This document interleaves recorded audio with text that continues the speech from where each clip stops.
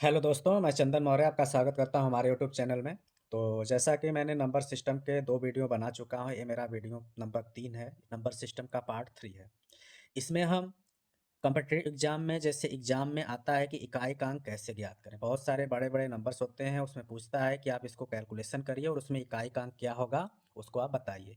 तो यहाँ पे हम उसी के बारे में डिस्कस करने वाले हैं, किस प्रकार से हम बड़े-बड़े क्वेश्चन के इकाई अंक को बहुत ही आसानी तरीके से कैलकुलेट कर पाएँगे, क्योंकि ऐसे क्वेश्चन आपके एग्जामों में एक क्वेश्चन देखने को मिल जाता है। तो आइए हम स्टार्ट करते हैं, वीडियो को अंत तक ज़रूर देखिएगा, जिससे कि आपको सभी प्रकार के क्वेश्चंस के बारे में जानकारी मिले और अपने परीक्षा में उसको कर पाएँ, छूटे ना। तो आइए स्टार्ट करते हैं। तो सबसे पहले हमने पहला क्वेश्चन लिया हुआ है 24 इंटू 45 इंटू 66 में इकाई का अंक क्या होगा? मतलब 24 गुणे 45 गुणे 66 में इकाई का अंक क्या होगा? तो इकाई का अंक पूछता है तो सबसे पहले हमें इकाई के अंक पे जाना पड़ेगा। बहुत से बच्चे होते हैं उनको पता नहीं रहेगा, तो पहले इसका इसमें मल्टीप्लाई करेंगे, फिर पूरा जो आएगा इसमें करेंगे, ऐसे उनका बहुत ज़्यादा समय लग जाता है और बाकी बाद में क्वेश्चन पे छूट जाते हैं। तो यहाँ पे हमें इकाई अंक पूछा है, तो सबसे पहले हमको इकाई अंक पे जाना है। इसका पहले हम गुणा कर लेते हैं, इससे 4 5 जा हो जाएगा 20। अब 20 का हमारा इकाई अंक लेते हैं, इसको छोड़ देना है।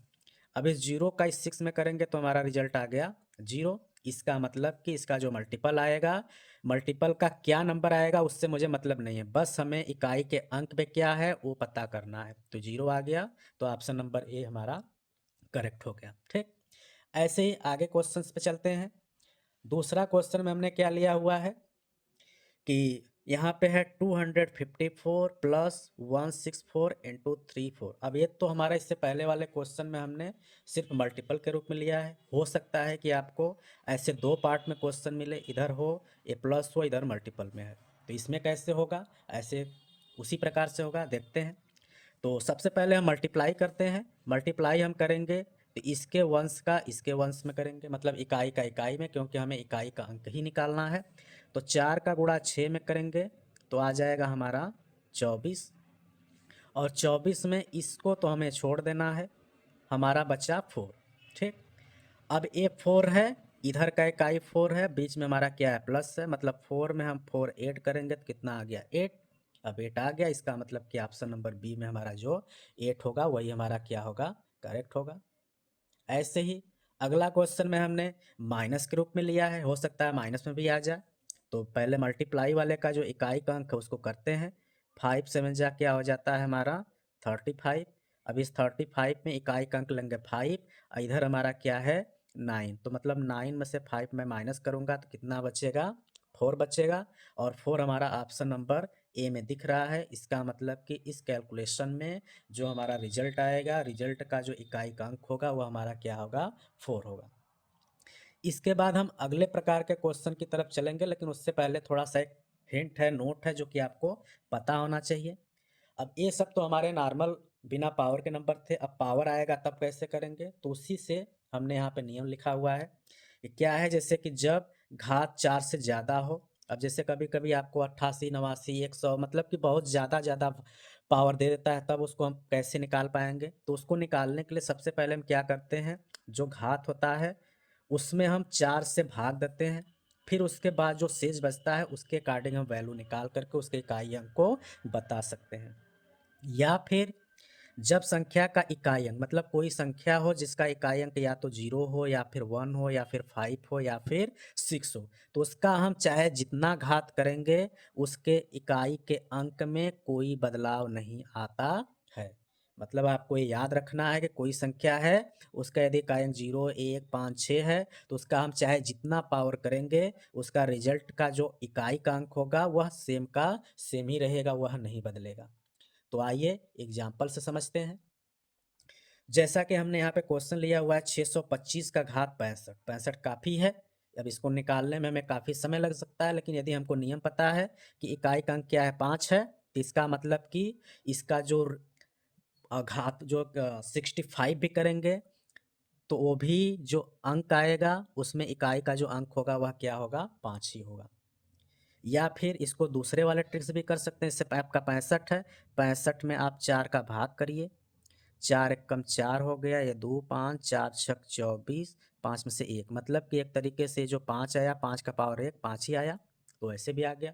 तो हमें इतना भी काम नहीं करना है, सीधे सीधे हमने इकाई अंक देखा 5 है, तो आंसर में भी हमारा 5 ही इकाई अंक में आएगा। ऐसे क्वेश्चन और हमने लिया हुआ है, जैसे कि हमने 1546 लिया है, इसका स्क्वायर निकालना है। अब स्क्वायर निकालना है तो ऐसे तो हम नॉर्मली भी निकाल सकते हैं। 6 का स्क्वायर हमारा क्या होता है, 36 होता है। 6 आ गया। वहीं पे बहुत ज़्यादा पावर देता है, जैसे मान लेते हैं ये हो गया 96, इस तरीके से हो गया। तो यहाँ पे भी हमारा 6 का इकाई अंक 6 ही आएगा। तो यहाँ पे कम पावर ज़्यादा पावर से नहीं है, ये हमने नियम को लेते हुए दिया हुआ है कि 6 का पावर अगर इकाई अंक है तो उसका पावर चाहे जितना करेंगे, हमारा जो इकाई का अंक होगा वही अंक आता है। तो इस तरीके से हमने यहाँ पे इस क्वेश्चन को देखा। आइए आगे और भी टाइप के क्वेश्चंस को देखते हैं। अगला क्वेश्चन हमने लिया है 442 का पावर 94 में इकाई का अंक क्या होगा। अब यहाँ पे मैं देख रहा हूँ कि जो पावर है 4 से ज़्यादा है, और यहाँ पे इकाई अंक भी हम जो ट्रिक बताए थे उसमें से नहीं है। तो हमें क्या करना पड़ेगा, इस 94 में 4 का डिवाइड करना पड़ेगा। यदि 4 का हम डिवाइड करेंगे तो क्या आएगा, 4 2 जा 8 1 4, 4 3 जा 12, 4 में से 2 2। इसका मतलब कि हमारा जो रिमाइंडर कितना बचा, 2 बचा। अब इसको मैं ऐसे लिख सकता हूँ 4 4 2 का पावर 2, इसको हम हटा सकते हैं। अब हमको इकाई अंक 2 लेना है, इसका पावर 2 करना है। 2 का पावर 2 मतलब 4 आता है। इसका मतलब क्या हुआ कि इसमें यदि हम इसका पावर 94 की वैल्यू निकालेंगे तो उसका जो इकाई का मान होगा वह क्या होगा, 4 होगा।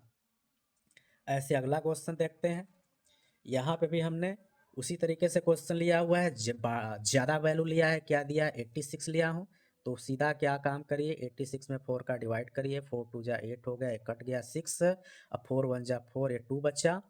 अभी हम क्या कर लेते हैं, 1504 के भागे लिख लेते हैं 2। अब पहला संख्या 4 लेना है, इसका पावर 2, और 4 का स्क्वायर हमारा 16 होता है। इकाई अंक पे कितना आया, 6 आया। इसका मतलब कि इसका पावर इतनी वैल्यू निकालने पे उसका जो आंसर आएगा उसमें इकाई का अंक 6 होगा, जो कि ऑप्शन नंबर सी में दिख रहा है।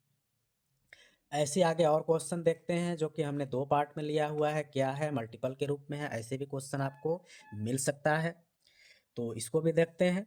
तो क्या है हमारा, यहाँ पे 45 है। तो 45 में यदि हम 4 का डिवाइड करेंगे तो 4 1 जा 4, कट गया 5, फिर 4 1 जा 4, 1 आया। 1 आया, इसका मतलब कि 8 के पावर 1 की वैल्यू हम करेंगे तो 8 ही आएगा। मतलब इससे हमारा जो इकाई का अंक आया वो हमको मिल गया 8। ऐसे इसमें करेंगे। यहाँ पे हम देख रहे हैं इकाई का अंक क्या 1 है। तो हमने अभी जैसे पीछे बताया कि 1 का पावर चाहे जितना हम करेंगे उसकी वैल्यू में कोई अंतर नहीं आता है। अब बीच में मल्टीप्लाई है तो मल्टीप्लाई रखिए, इसकी वैल्यू 1 आ गई। अब 8 1 जा 8 आ गया। तो यही हमारा ऑप्शन नंबर किसमें दिख रहा है, डी में। तो यहाँ से हमारा ये सही हो गया। इसी प्रकार से हमने अगला क्वेश्चन प्लस के रूप में लिया हुआ है, इसको भी देखते हैं। तो क्या है, यहाँ पे हमने लिया हुआ है 6। ठीक, अब 6 का हमें रूल पता है, पीछे हमने अभी बताया कि अगर इकाई का अंक 6 है तो उसका पावर चाहे जितना होता है उसकी वैल्यू हमारे इकाई अंक में बदलाव नहीं होता है। इसका मतलब कि इसमें जो इकाई अंक होगा वह आ गया 6। इसके बाद प्लस है तो प्लस लिखते हैं। अब ये हमारा क्या है, 9 है, और 9 हमारा रूल में नहीं होता है। इसका मतलब कि इसमें हमें इसको निकालना पड़ेगा। तो हम क्या करते हैं, 48 में हम 4 का डिवाइड करेंगे। 4 एक कट गया, 8 4 2 जा 8, कट गया, आ गया हमारा कितना, 0। तो मतलब यहाँ पे शेष हमारा 0 बच रहा है। तो यहाँ पे हमने क्या देखा कि शेष हमारा क्या बच रहा है, 0, मतलब कुछ नहीं बच रहा है। तो कुछ नहीं बच रहा है तो जो हमारा संख्या इकाई का अंक रहता है वही आता है, क्योंकि हम उसका पावर ही नहीं करेंगे।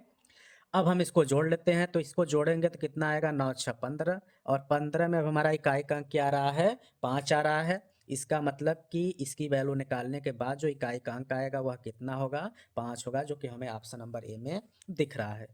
नेक्स्ट क्वेश्चन की तरफ चलते हैं, क्वेश्चन नंबर 10। इसमें क्या है, हमने माइनस के रूप में लिया है, चीज़ें वैसे ही हैं। तो चीज़ें क्या है, तो ये हमारा रूल के अकॉर्डिंग नहीं है, तो मतलब इसमें हमको क्या करना पड़ेगा, डिवाइड करना पड़ेगा। तो सबसे पहले हम डिवाइड इधर कर लेते हैं। 99 में 4 का डिवाइड करेंगे, 4 2 जा 8, 1 9, 4 4 जा 16, ए बचा 3। इसका मतलब कि इसमें हमारा आ रहा है 2 के पावर 3। इसमें मैं लूँगा -8 लिख लेता हूँ, पावर क्या है 46 है।